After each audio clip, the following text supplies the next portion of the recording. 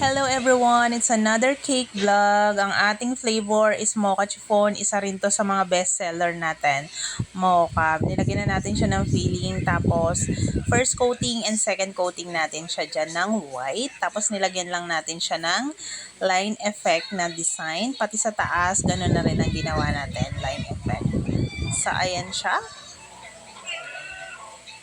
Tapos, nilagyan ko lang siya dyan ng konting green, touch of green para meron naman siyang ibang kulay. Kasi favorite yan yung kulay ni ate. So, yung cake na to para kay sister. Isa sa mga sister ko na super mom. Talaga naman, grabe.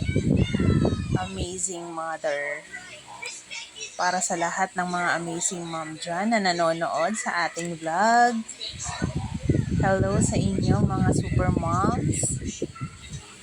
Tapos, try ko sanang ilagay sa board yung happy birthday. Pero binago ko na lang. Sa taas ko na lang nilagay yung happy birthday. O, diba? Struggle talaga sa pagsusulat. Hindi talaga masyadong perfect ang ating pagkasulat. Pero, laban na yan. Para sa super mom, ayan na ang ating finished look. O, diba?